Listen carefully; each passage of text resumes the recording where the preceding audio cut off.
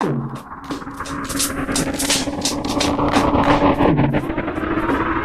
listening to Music Growth Talks, the podcast for musicpreneurs, with Andrew Apanoff.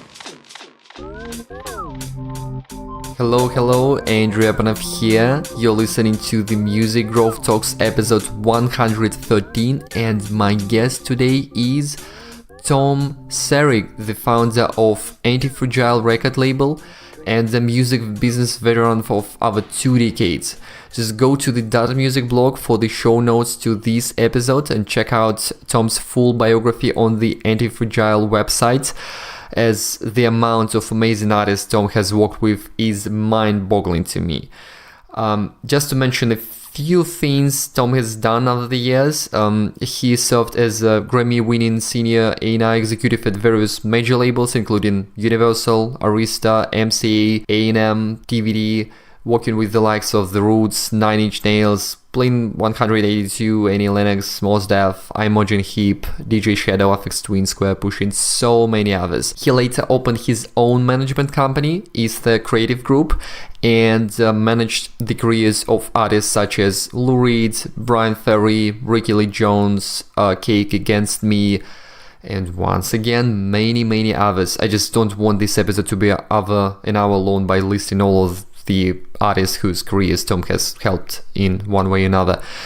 He has also produced several feature films as a side note, including Shirley's and Lou Reed's Berlin. Just over a year and a half ago, Tom launched a record label, AntiFragile Records, as you could guess, which is described in the About section, I'm quoting here, as a curator, label and distributor for what we believe are select culturally distinguished independent music artists. This About section also mentions a reaction against some of the established big labels who are not doing enough for artists anymore and are not transparent about their royalty payment process or formula. End of quote. So on these episodes, you will see how Tom's label is indeed quite different. And I don't even try to hide my fascination with the label's dedication to grow their artists instead of only focusing on getting as many streams or sales as possible, which has become quite normal for the record business, which is understandable considering how it's been suffering over the past decade or two. This is going to be interesting, and to all the indie artists among you, all the listeners of Music Growth Talks, I think you will be able to learn a few interesting things here about how indie labels operate these days, what to watch out for in one, and you will also see what people like Tom are looking for in musicians they sign. You'll get a lot more context to it all by listening to this podcast episode in full. There is a few great tips on your content and branding strategy. Tom also explains why it's not enough to get many streams on Spotify or get these major Spotify playlist placements to really break an artist. There is a lot more work that needs to be put in. This is where an artist team comes in, and it can be a record label, or as a shameless plug of sorts, it can be a music marketing agency like ours. But you get the idea. You will get a better understanding how crucial it is to have a team for an artist's success. Here we go, an interview with Tom Sarig, the founder of AntiFragile Records. Listen on. Hello, Tom. Welcome to Music Growth Talks. I'm excited to have you on the show. Thank you, Andrew. It's a pleasure to be here.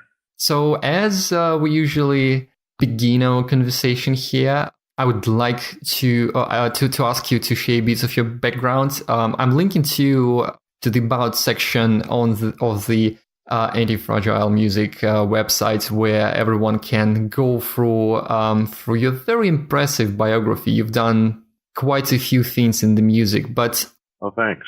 Hey, if someone comes to you and asks what you do, how do you reply in short? Well, I think the through line throughout my career has simply been working with artists who I felt, well, whose music I loved first and foremost, and who I felt had some sort of cultural value beyond the music.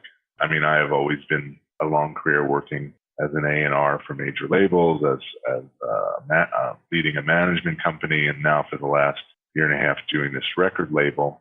And it's always, whatever the job was in whatever sector of the industry, the common denominator has always been just working with great artists who had some sort of interesting point of view, a cultural relevance beyond just having hits. You know, I want to have hits like every other guy, but like every other person. But I feel like we're here, at least I'm here to provide a service of exposing really great culture to the world, and I take that pretty seriously. Yeah, that's quite a mission. And the big question, I was not going to ask it right away, but since you mentioned that, since you've mentioned how you've been discovering these talents, can you give me an idea of how exactly you've been finding these acts that have something interesting to share and more than just the musical message, probably? Are you talking about for AntiFragile music or just in general over my career? In general. You know, when I first started in A&R was, 20-some years ago, and that was the pre-email music business, essentially pre like internet as we know it today music business. It was like the nascent days of the internet, and so there wasn't consumption of music online the way there is now. So back then I had, and still have to a certain extent, a network of people whose tastes I liked and trusted, who might have been talent buyers at concert promoters, talent buyers at clubs around New York, around the world for that matter, whose taste I liked. I read a lot. I've always been a voracious reader of magazines and fanzines, and that's transferred itself these days to blogs. I'm an avid follower and reader of many, from maybe 100 blogs at least that I try to look at every week or two. And I'm just really excited and interested by that feeling of discovering some new music, whether I'm going to work with them or not. Even as I still go about it, I still come to it as a fan first and foremost. And I think that's been one reason that I've been able to have longevity, is that my motive here is driven intrinsically rather than extrinsically. I'm trying to, I do it because I love music and not because I want to necessarily have a certain amount of monetary success or not. Like I said, I do need to make a living and want to have hits, but at the same time, I don't go about it from that point of view. And I think whatever field you're in, whatever job you're doing, happiness is derived from having intrinsic value from what you do. There needs to be some joy in the simple part of doing it, rather than, I have to do this in order to make a living, and that line can get grayed at times for sure, but it's important, I find, to really have that working for you, that you're really into music. So long answer to your questions, that I really just simply enjoy discovering, checking out new music, listening to new music. Music has always been the biggest part of my life, whether in playing trombone in high school when I was a kid, or, as a record collector or what have you. And the methods have changed and evolved as to how I find out about, discover new music, but the feeling and the process is exactly the same.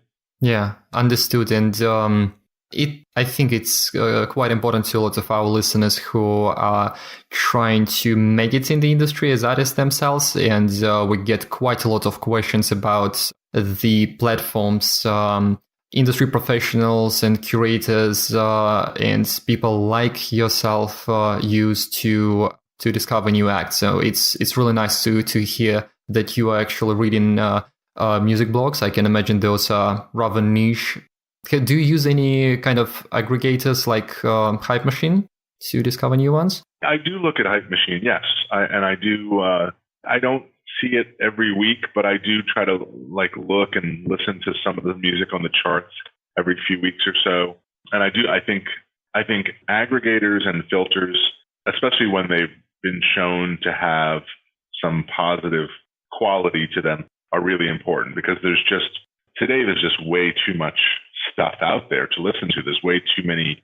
That's part of the problem we battle every day, is how do we get our music to stick out among all the other stuff that's out there. And even if it's great, it's really difficult, and you have to sort of scratch and claw for attention. And that's part of the problem today, is that while the barrier for entry has been lowered drastically, anyone can, hum on a record and put it out tomorrow on Spotify, but that doesn't mean anyone's going to care or listen to it. You have to, in a clever way, provide exposure for it. And that's the real challenge. Yeah.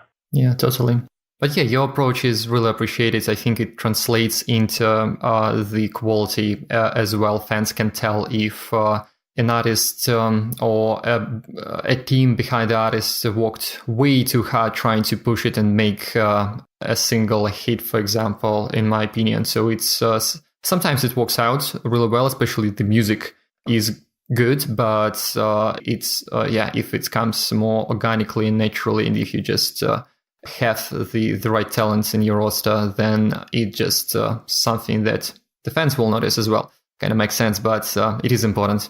Yeah, so really interesting stuff on that. And overall, I mean, we chatted a bit before this call, and I was really impressed, even after reading that about section on your website, with your approach in working with artists. As there is this narrative when I started this whole music marketing business theme of a decades ago, not that long ago.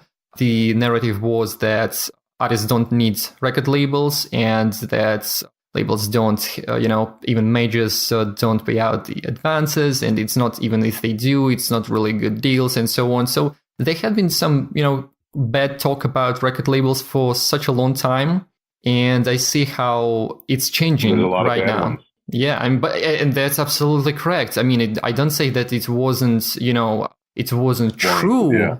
And I've heard too many stories of really bad deals, both with major and indie labels from musicians. So it's not, completely, it wasn't just biased talks. So right now, things are changing a bit. There are still lots of bad record labels out there, but we see a shift here, as I feel it. But I still don't see too many record labels investing into artist development just as they do into record development. So how to push an album on as many Spotify playlists as possible to get as many streams, because this is where you get the money for a record and things like that, promoting the record, but actually investing in the artist as well.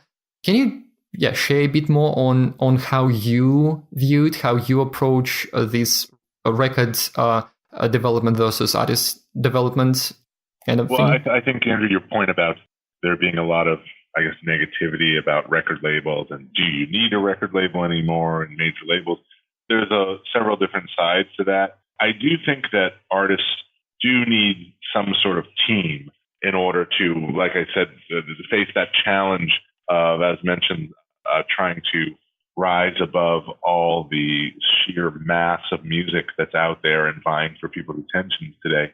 And whether you want to have that be a record label, whether you want to call that a record label, whether it's your manager and their team, or whether it's an artist without a manager that just has a few friends around them who are particularly talented in social media, what have you. Everyone needs.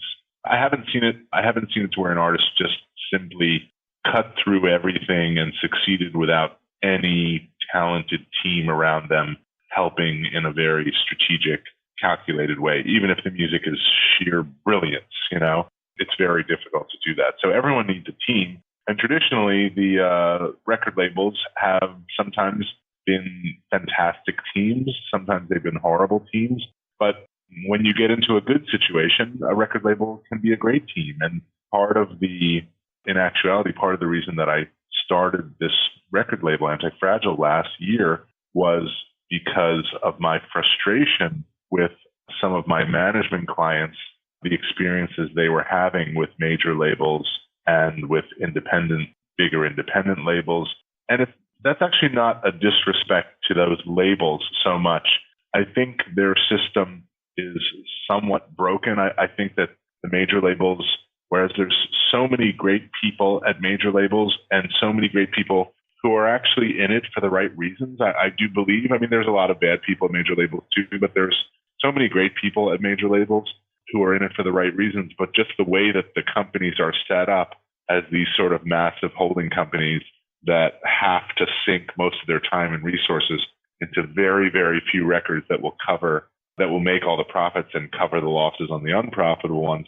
It's sort of a broken system for developing artists. And so, as I mentioned, the part of the main impetus, the main drive for me starting this record label 14 months ago was really that I was getting increasingly frustrated that some of the major labels that we were working with on my management company's clients, some of the bigger indie labels, weren't really doing so much anymore. And there has been a trend, at least with developing artists, for labels like those to look to the management companies to start the marketing on artists. And that has put a tremendous amount of pressure on management companies who, though they are able to make income from commissioning an artist's entire sort of career, at the beginning, there is no earnings for an artist. At the beginning, I've worked for 2 years on an artist and not made a dime before I've made money. I've worked for a year or two on an artist and not made money, and then nothing happened and you get nothing out of it. So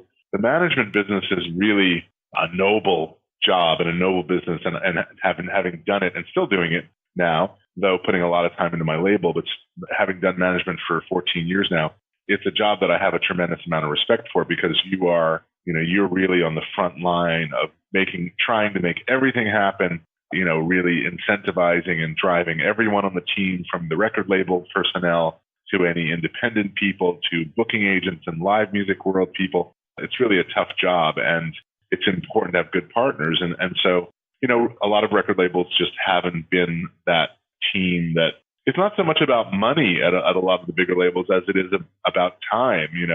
I've seen artists that are signed to major labels, and you really won't see, they're put into the quote unquote system of a major label, but you really won't see more than, 2 or 3 people at a major label sort of handling or putting any reasonable time or effort into that artist's music, And so what is the benefit for a developing artist to be at a major label?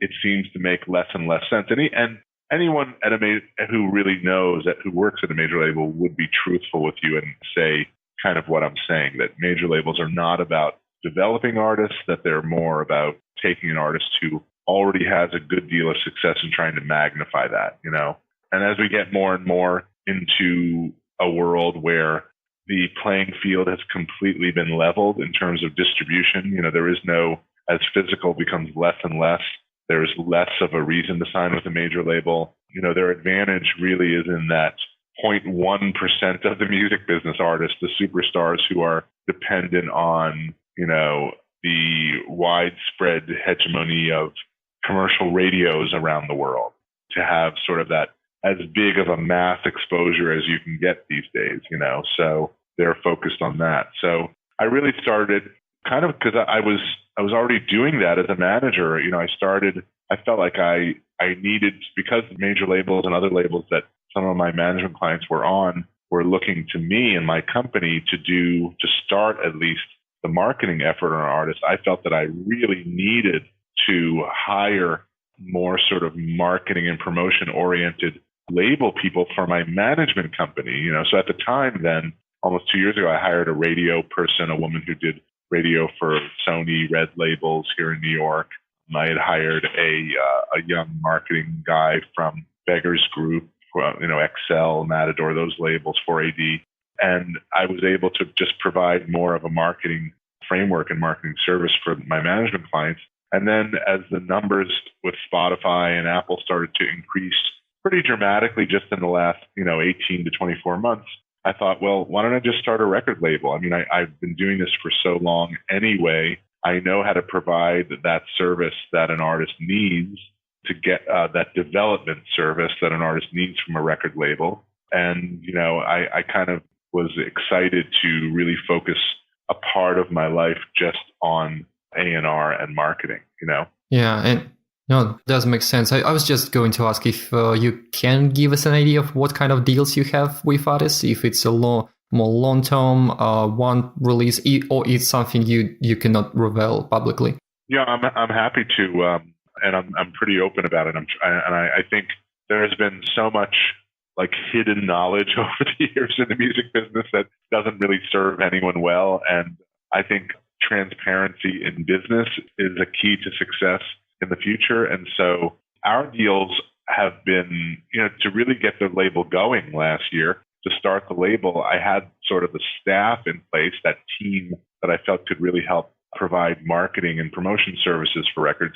But I wanted to make having been on the artist side for as long as I have, I know what kind of works for artists and what doesn't work for artists. So I wanted to try and provide as much of a positive experience for artists as possible and to make the deal as simple as possible. So all the deals we've been doing up to now have been one-off deals. Sometimes we have an option if we deliver a large amount of streams, we have an option based on performance, but that is earned upon major success. But essentially, apart from that, we've been doing completely one-off record deals. The artists typically will own their master, and so they retain ownership of their masters, and they will license us the record. And the structure of the deal is, like I know a lot of indie labels do, is a profit split. So we typically do a 50-50 profit split. And I find that is a really, really good value trade. I mean, when you're doing a business deal in any business, all you ever want is to make a deal that is a positive value proposition for you. So I find that for artists who are on the rise, that some good things are starting to happen for, to sort of have a team like us come in and do a record with them can be a really positive thing. And if we do really well, as we have already with a few things, the artist ends up coming back to us to do another record with us. And if we do really well and they end up signing to a major label or a big indie label or something, then God bless them. I'm fine with that as well. I think I really am a believer in the world will provide philosophy, Yeah, totally. And it's especially impressive that you invest in the artist promotion and marketing if you have one-off deals. Like from outside, it may seem like something you may not be benefiting from, but yeah, as a long-term strategy, it makes sense. First of all, it's just this as an approach to help artists build bigger brands and gain new fans and so on. So that is great, but of course, it can benefit you in the long run if that becomes big eventually or comes back to you for another record deal. That's really smart and impressive. And yeah, thank you for sharing and being transparent here. There is not a lot of information still on how these things look, like how the deals look these days versus 5-10 years ago and so on. And for many artists shopping around or just considering a deal with an indie record label, it may be useful. So thank you for that. Do you have any interesting case studies, examples, any artists you would like to highlight and maybe using as an example of really cool success? Well, we just had our first #1 Billboard album with a Billboard, the main American charts for years and years. Their bluegrass and Americana charts. We just charted a band called Mipso, MIPSO, they're a wonderful 4-piece band from North Carolina in the United States, and they kind of fit into that. They're unique in that they have 4 really creative different people that write music, and I think they could be a really major band for years to come. Amazing songwriters, all of them, and they made just an incredible album. They have a really strong management team that is good to work with, and we had some playlisting success out of the box, and it's been really reactive as well. And the band is really doing their thing as far as touring in the States, and, we're looking to try and get them outside of the U.S. for the latter part of the year. That's really important to them and to us. And they hired William Morris as their agents a few months ago. But they're kind of somewhere in between, like singer-songwriter, Americana roots. But they're a young band. They have a sort of traditional but sort of hip and young modern sound at the same time. So they kind of bridge a few different genres, and they're just a really wonderful band. And that's been a real joy because I think we're on our way to having, maybe 50 million streams or more on this record, and just came out a couple months ago. But that's that's been really fun to do, and I think they're a band with a huge future. Yeah, Muse is great. I mean, I listened to some of their stuff, amazing music, and I'm linking to them. I'm also linking to your playlist on Spotify, so everyone can check out some of the highlights. I don't know. I recommend that playlist as just as a great source of new and interesting music, even not depending on the musical preferences of the person listening to us right now. So yeah, check out the show notes. Yeah, really, really cool case study. I hope that I'm sure that some bigger things will be happening with them in the nearest future. So seems like you have had quite a few major Spotify playlist placements as well, right? And in native Spotify playlists too. Yeah, I mean, it seems like every week we're getting some really good playlisting from Spotify, from Apple Music as well.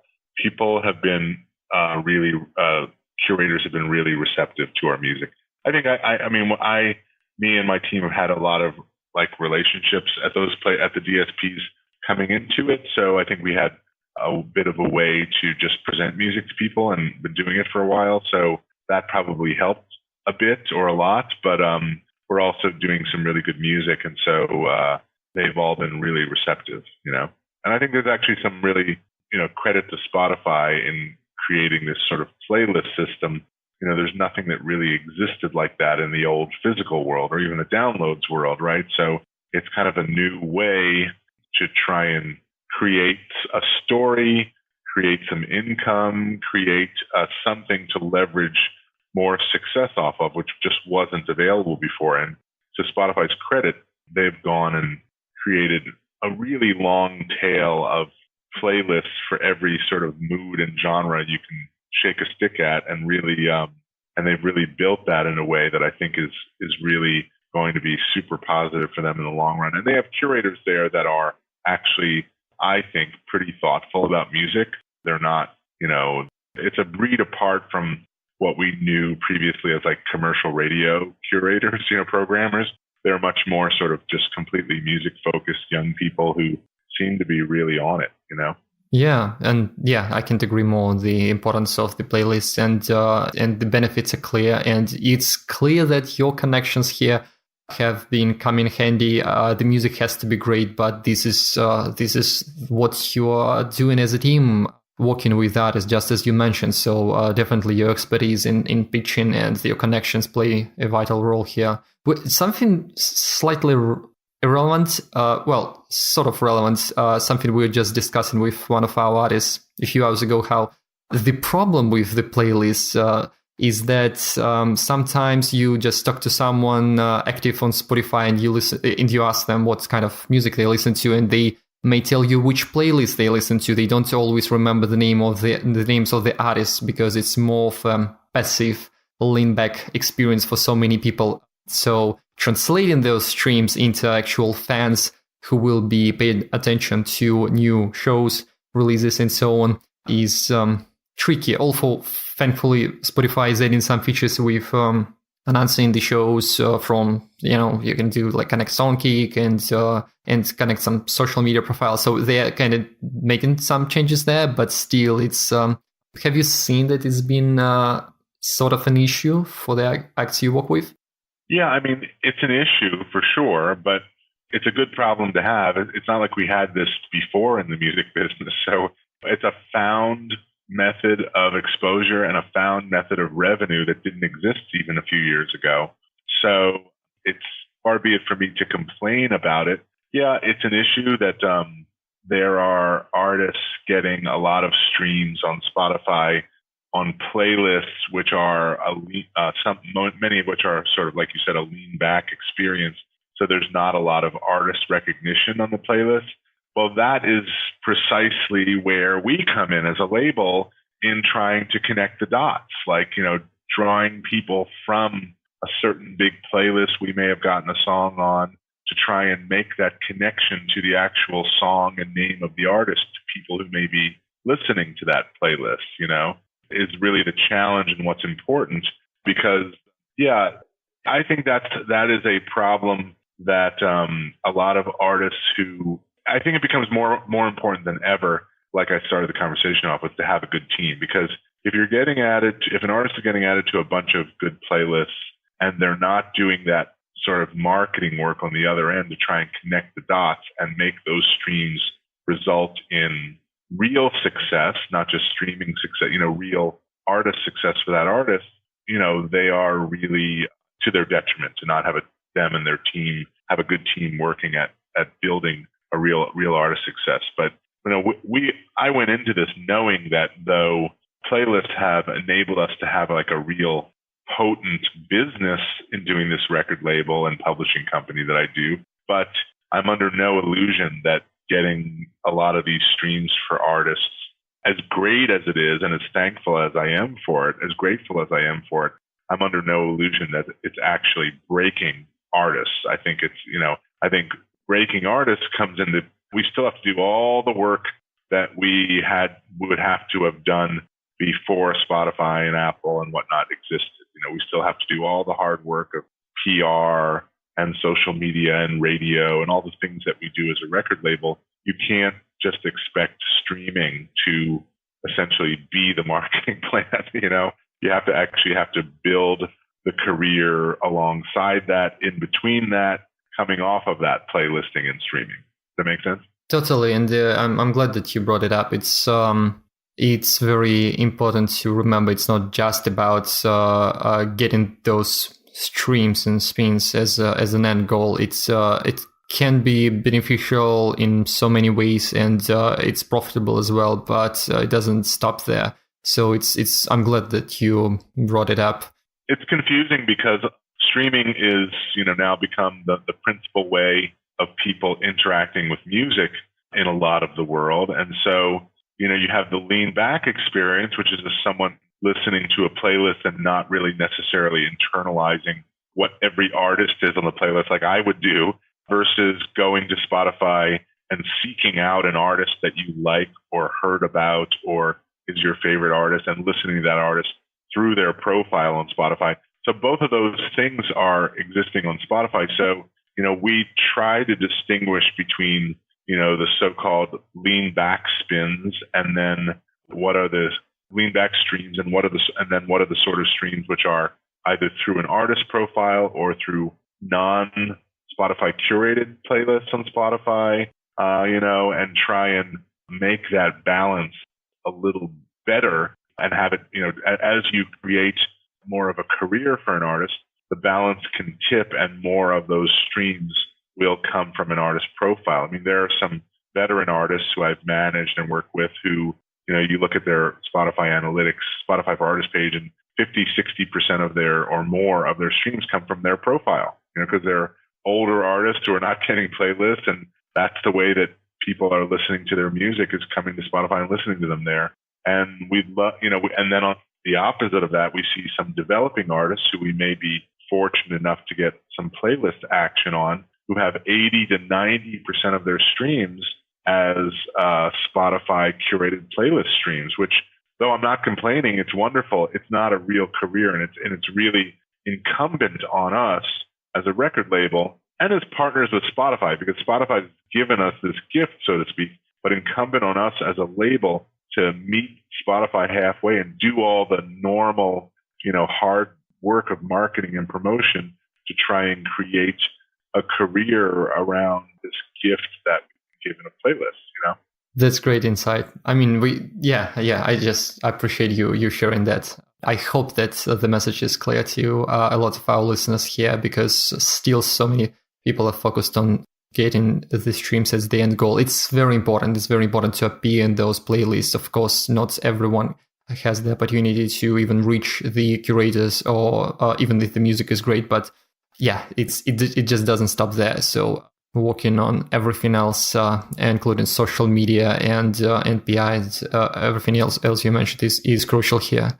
Hey, so I have a question to you here. So maybe you won't have any particular recommendation on Inside, but among all the artists you worked with, and you worked with a ton of artists throughout all these years, do you have is there anything you would recommend artists just starting to work with a team, a new partner like a record label, maybe like yours, so that would make your job easier and more effective? Maybe some of the common mistakes musicians make. So from your perspective as a manager and record label owner, so what are the characteristics of the artists with whom it's a pleasure to work with, but also it's a very fruitful relationship?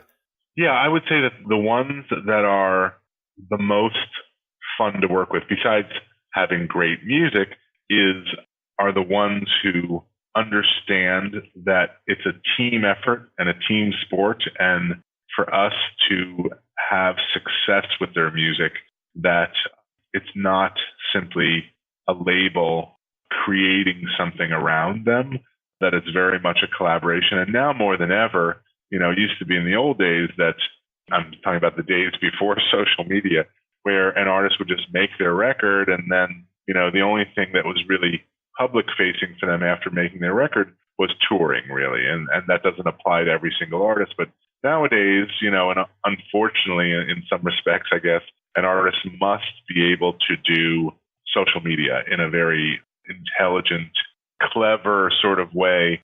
And I find that the artists that are the ones that are the most rewarding, the most fun to work with, are artists who understand what their responsibilities are continuing after their record is made in terms of live appearances and in terms of social media.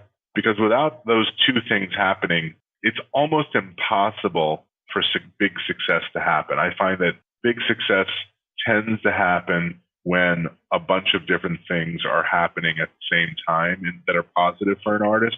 And I send this news bit around that I send to a lot of our artists from time to time. It was an article from months ago. I think it was in the Fader, and it was about Lana Del Rey. I think is a really great artist, but whether you like her or hate her, it wasn't about Lana Del Rey's music per se. It was about how Lana Del Rey is so brilliant at her Instagram and how she's actually built fans, not just maintained fans or sort of stoked the people that are, she has a real cult of personality with her fans. So she already has something great, but how she really builds upon that through her Instagram. And it showed like one particular clip in this article about Lana Del Rey sort of sitting in an old 1972 Ford car, like an old car, doing a selfie video for like 45 seconds or whatever the maximum is for Instagram. And she's sort of singing softly along to a Joni Mitchell song on the car stereo. So that hits her brand so perfectly. She so understands kind of what her brand is and what are the sort of characteristics of her brand. And she's able to create content in sort of an effortless way that is kind of unified with what her music brand is. In other words, with like giving people more and different aspects about what they already like about you is really important. And not a lot of artists actually understand that or are good at that. A lot of artists, I've gotten complaints over the years from artists who say, I hate social media because I don't want to reveal anything personal about myself. And to that, I don't love social media either.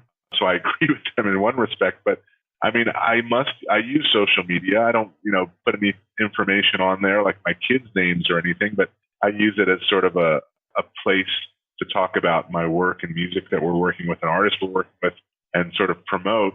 And that's really what, from the artist's point of view, their responsibility is to sort of be an extra way to communicate with their fans via these platforms, especially Instagram, but also, Facebook and Twitter and whatnot. And having, there's no substitute for having an excellent email list. But a lot of artists, it's getting better, definitely as time goes on. And we actually have a list of social media tips that we send to artists often, and that social media guideline that a lot of artists have told us like that stuff is really helpful. And I'm always sending our artists every week, literally, something on like how to get better at doing social media. And it's not about like Instagramming out pictures of what you ate for breakfast. It's more about like figuring out, distilling down what your artist message is, what do people like about you already, and then trying to, in that Lana Del Rey fashion, voice that in other ways. And so, Lana Del Rey singing along to a Joni Mitchell song is not her song, obviously. She's not sort of pimping or selling her own music, but she's sort of portraying the vibe of what she's all about in, sitting in with one of her, the way she dresses in like an old 1970s car. She's kind of like retro futuristic, I guess, in a way, and really clever. And it just kind of summed up what she does. And she's able to really service her fans in such a wonderful way and share with them. But she's not really saying anything necessarily that's personal about herself. And so I find that the most clever artists do this in a really smart way. And it's not a natural thing. So I know it's not easy to do, but I think it's really important. It's not as important as writing great songs, obviously, but I think it's really important for artists to try to figure that out. At our level, where we're kind of starting off a new label, we're dealing with, essentially developing artists, in various levels of success, but developing artists. And, we always encourage artists to have a social media calendar that's 2 months out based on like, what are they going to talk about each week? We really encourage artists to really be on top of their social media and just to communicate. And like I said, with developing artists, like we're working with primarily, they don't really have a cult of personality, like I say, like Lana Del Rey does. Like she's already a star, and she's kind of she's used Instagram and Facebook and Twitter to make herself more of a star, but she's in a different position than, say, an artist like a lot of the artists we work with who are developing, who I think for developing artists, the thing that seems to work the best when people don't know who you are is things like, acoustic or live versions of songs that have a certain live feel that can come across in a 45-second video, or that plus the artist sort of talking about their songs and what their songs are about. Just like something that can help someone, a possible fan that's scrolling through Instagram, be welcomed into your world as an artist. And that's what we try to encourage, if that makes sense. Yeah. No, totally makes sense. And actually for new and developing artists, it's also possible to figure it out on their own when they're starting out. They don't have too many followers who pay attention yet, so they have a room for experimentation and building a voice. Just as they build a voice as singers, musicians, and so on, they can build it on social media. So it's powerful. You can experiment a lot when you don't have a massive audience yet. So not all musicians see it that way, but it actually is an advantage if you treat it that way. Absolutely. So so much great advice here, and something that is applicable to musicians at different stages of their careers, I think. Is there anything that's been on your mind lately, maybe that you would want to share with our listeners as a closing thought? Maybe something as related to the music industry news or a trend, or just an additional bonus advice to musicians? Well, I think we're in a really chaotic time in the development of the music business, and I think I say that in actually in a positive way, because in my career, for the first part of my career when I was in A&R, that was still sort of the old sort of classic music business where the major record labels were sort of the center of the business. They spent a lot of money in trying to develop an artist's career when they felt it was a good investment. And from sort of 2001 or 2002, I got out of A&R into management in 2003 or 4. But from 2001 or 2 all the way up to 2015, the masters, the recording business was declining, and declining, as is well publicized, declining pretty rapidly. And so it was very difficult to make a living from your recordings as an artist, And so luckily for me, I was in management for most all of that time, and we had several clients that did quite well in terms of touring. And so, the lion's share of the income for my management company was earned via our artists touring. But now we're in, just in the last, I'd say, though I've had Spotify since day one, the last 7 or 8 years or whatever. And so those Spotify's been around for a while. Only in the last year or two, really since we started the label, and it's getting better, has the streaming market, the amount of people signing up for Apple, Spotify, Deezer, et cetera, growing and growing. But the playlisting infrastructure is growing and changing every day. And so it's a really exciting time with a lot of possibilities.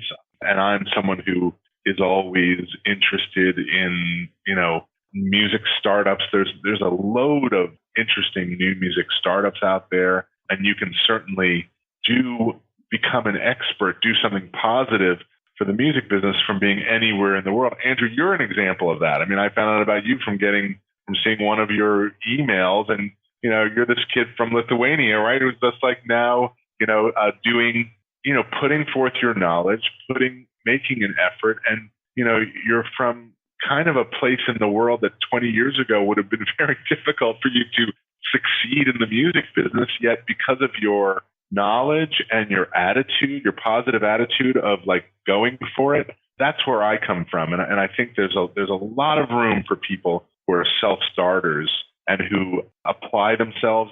And the other thing is that when I started, there was not really like the internet like there is today. So you can find out, and I'm sure you would probably agree with this, knowing a little bit about your success, like the answer to almost any question you could imagine is there on the internet if you research it.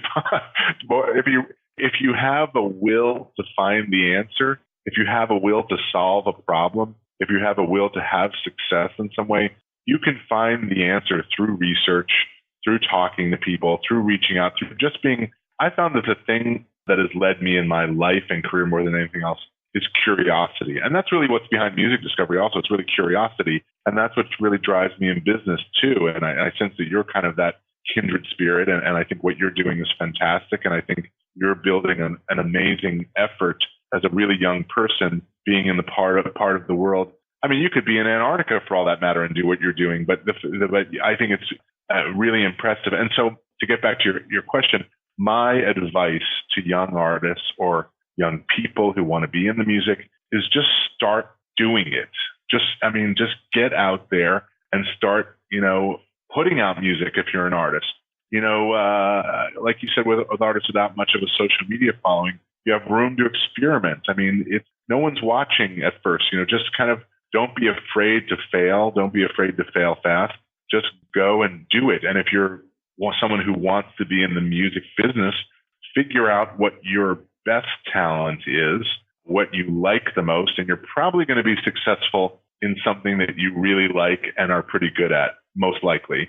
And really just forge ahead and network. And, today between LinkedIn and all the other, social media connectable platforms, it's eminently possible to connect literally with anyone in the entire world in a way that just wasn't possible years ago. And someone like me is really appreciates that. And so any sort of negativity about it being sort of chaotic in the world, that's more than balanced out by the positivity of the possibilities of what we have in our hands now to really do fun, great, wonderful work, Yeah. And so that's my advice to young artists is just go and do it. Find your team, start putting out music, figure out what your voice is on social media, get really good at it.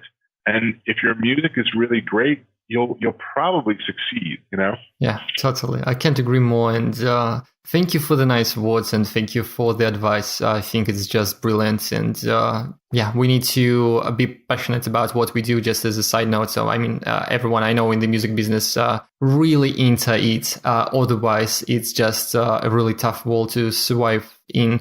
But we don't need to convince musicians to love music, I think. So they just need to really stick to it and do what you just said. So thank you for that advice. And so just as a reminder to everyone listening to us right now that I'm linking to all the, to your artists and to the record label websites and to some of the social media profiles. So I guess everyone interested should just follow you. Do you accept submissions from musicians? I do, yeah. And you can just go to the website and you can submit from there. But I think, it's important. We're looking to work with artists who kind of are already starting to show and prove, in essence, that they want to and are able to be successful. You know, it's hard for us with the kind of people that I employ here and with my experience to start with an artist from absolutely square one. We're looking for artists who, you know, who definitely have had a little success and are looking to build like their team of champions, you know? Yeah, totally. No, absolutely. And when some of our subscribers ask me if they should get in touch with one of the guests of the show, I usually make it very clear that how they should first familiarize themselves with the existing roster, look into their numbers and see if it's the right fit, because it doesn't serve anyone to just send a submission just in case if you know that it's not necessarily the right fit for a company like a record label, in this case you or the artist. So yeah, thank you a lot for that tip and everything you shared today. Once again, really looking forward to the success of your artists and the development of the record label. It's been around for just over a year and already seen quite great success. So good luck with that, and thank you. Thank you very much, Andrew. We'll talk very soon. Thanks again. Thanks a lot to Tom for the excellent insights. I personally enjoyed learning from him a lot. And as a side note, not to sound disrespectful to him in any way, but I'm actually not from Lithuania. I'm Russian. And indeed, I grew up in Kaliningrad, which is a small enclave located between Lithuania, Poland, and the Baltic Sea. Some of you may even have heard of it for the first time thanks to the World Cup.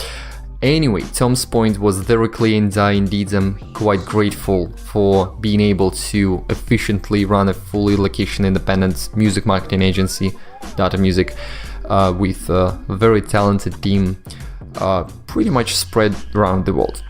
Going back to the podcast, if you have any feedback, as always, don't forget to leave some comments, or even better, leave a review on Apple Podcasts, or even better, support the show and get access to exclusive podcast episodes and lessons by becoming my patron at patreon.com/Andrew Apanoff. And don't forget to check out what AntiFragile is up to. All the links, including their website and the Spotify playlist, which I mentioned during our conversation, which I highly recommend you checking out, in the show notes at dotedmusic.com. Thank you, and till next time. You've been listening to Music Growth Talks with Andrew Apanoff. Find more episodes and subscribe at musicgrowthtalks.com.